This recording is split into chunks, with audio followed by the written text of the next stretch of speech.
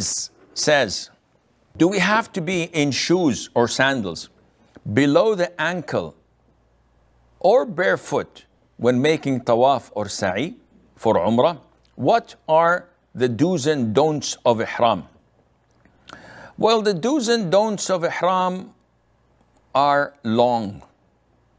So I don't have time to explain to you that, first of all, the Prophet said for a man that you should not wear, while in the state of Ihram, any shirts, trousers,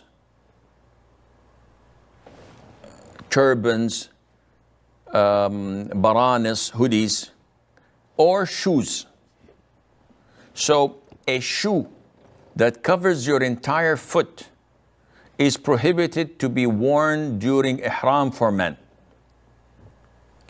And if you wear sandals or flip-flops, slippers, this is totally permissible.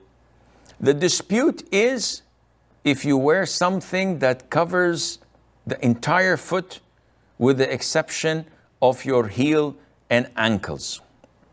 Like, I think they call it Crocs, something like that, I don't know. So what's the ruling on that? It's an issue of dispute.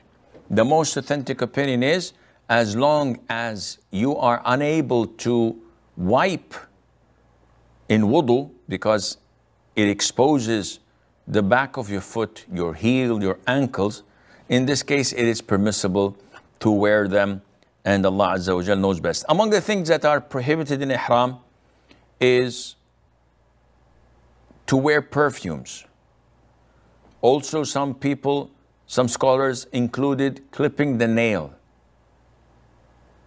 It is not permissible to shave or to cut short the hair of your body, whether it's the hair of the head, the beard, and pubic hair, or the armpit hair, etc. It is not permissible to get engaged, get married, propose. It is not permissible to hunt game, among other things, and Allah Azza wa Jalla